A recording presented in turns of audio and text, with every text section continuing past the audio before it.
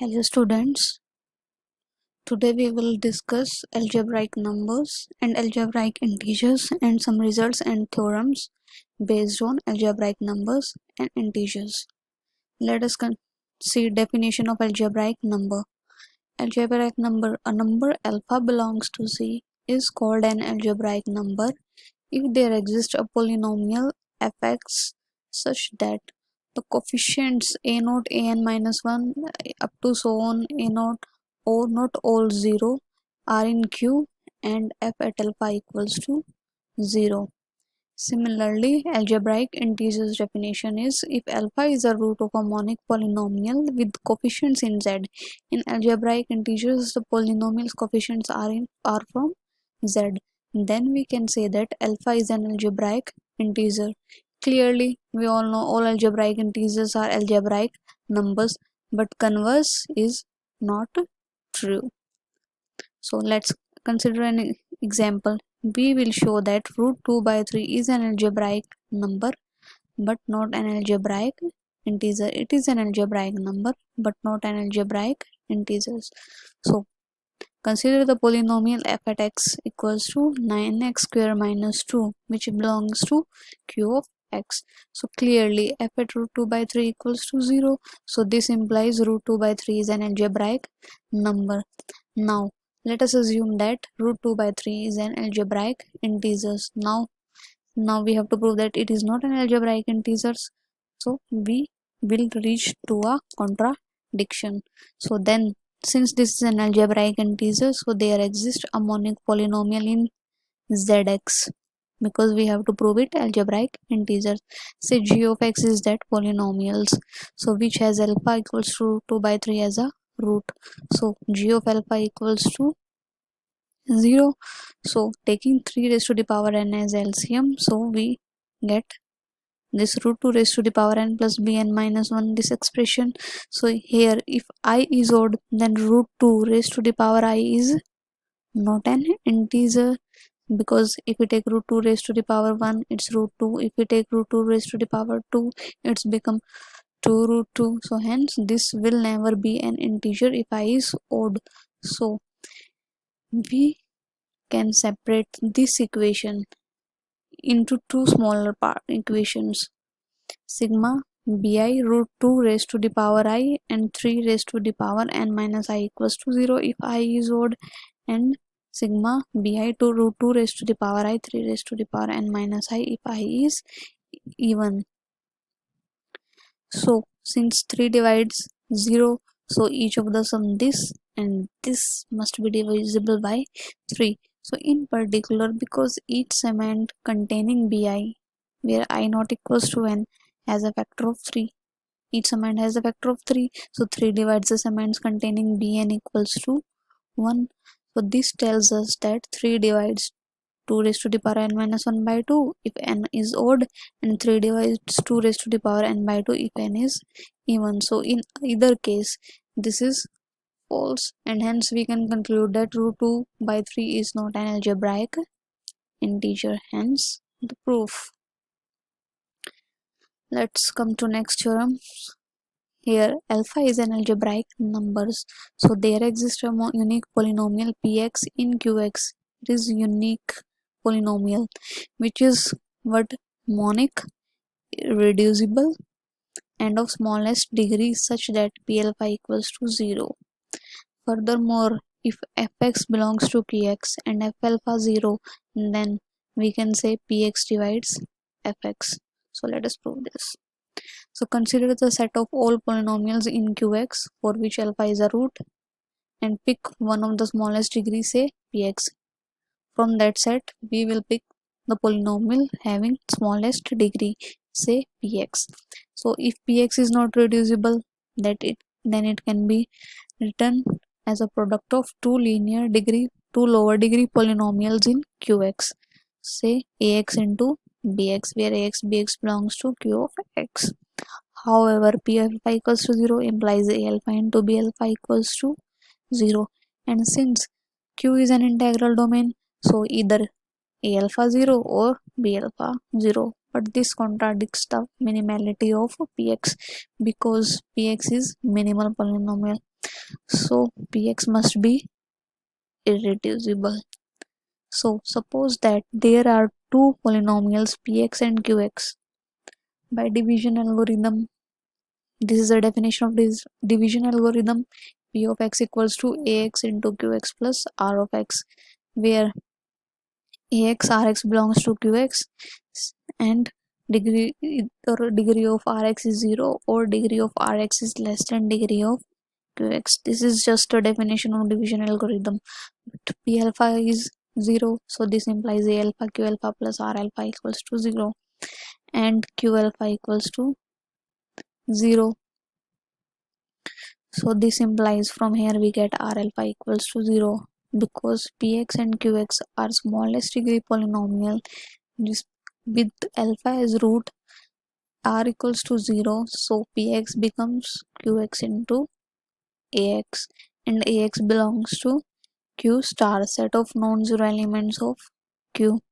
Since degree of px equals to degree of qx, thus p of x is unique up to a constant, and so we may suppose that its leading coefficient is 1. So this implies px become monic. Now suppose fx belongs to qx such that f alpha equals to 0. So if px does not divide fx, then since px is irreducible, so we get gcd of px into fx equals to 1. So we can find ax bx belongs to qx such that ax into px plus bx into fx equals to 1 because their gcd is 1.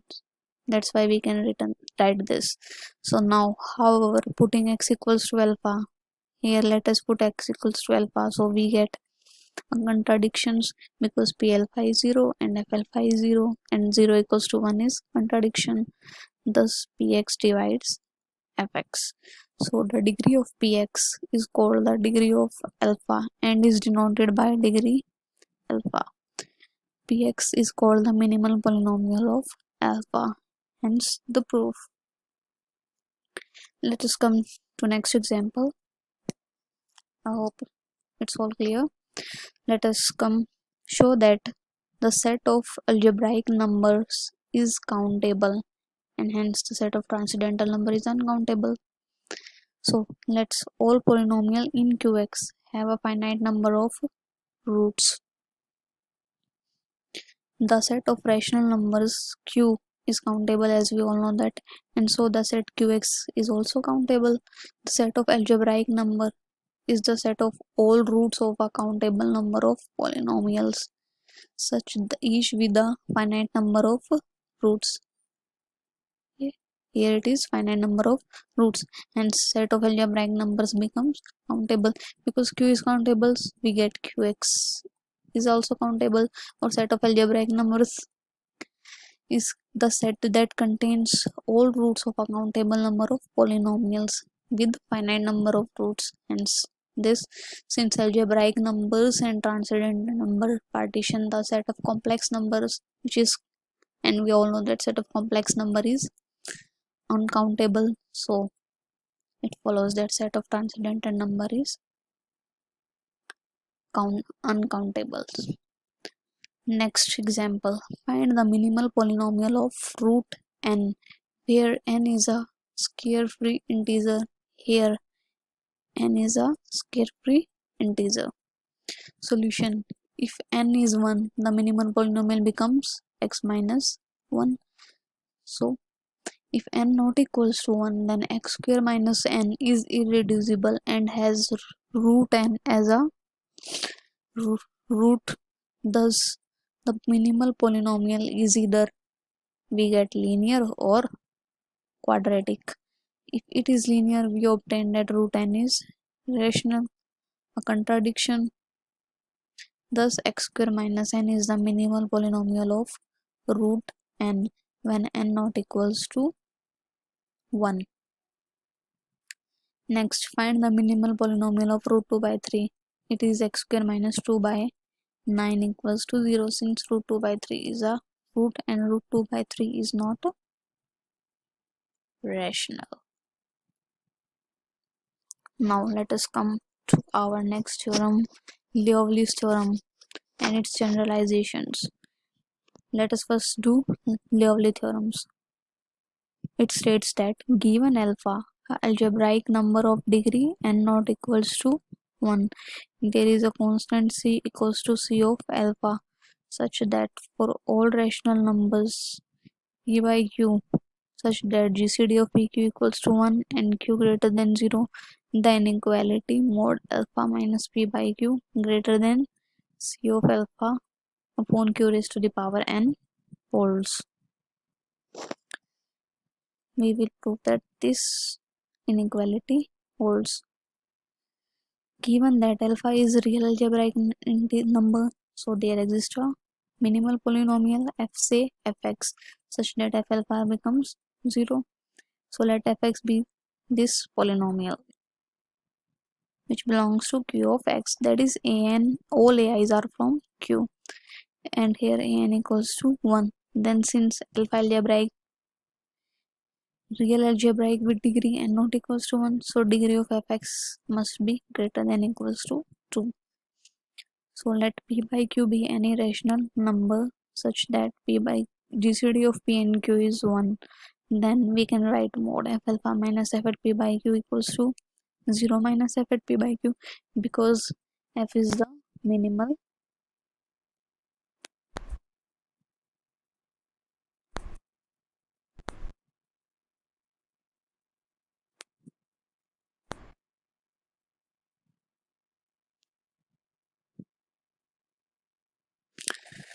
Sorry for this.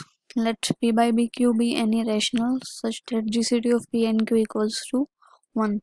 Then mod f at alpha minus f at p by q equals to this. We have f at alpha equals to 0 because alpha is algebraic number and f is the minimal polynomial such that f at alpha equals to 0. So it becomes modulus f at p by q. Let us put p by q in f. So we get this expression. And let us take the LCM q raised to the power n. Now here we claim that the numerator is greater than equals to 1. It's greater than equals to 1. So now if this, let us take it is equals to 0, then taking q common from here, last n minus 1 terms, this implies a n p raised to the power n equals to, taking this on the left and right hand side, we get minus q into this. So this implies q divides n because GCD of PQ is 1. We have taken it, which is a contradiction because n is 1. So thus this is greater than equals to 1. So this implies here f at alpha minus f at p by q is also greater than equals to 1 upon q raised to the power n.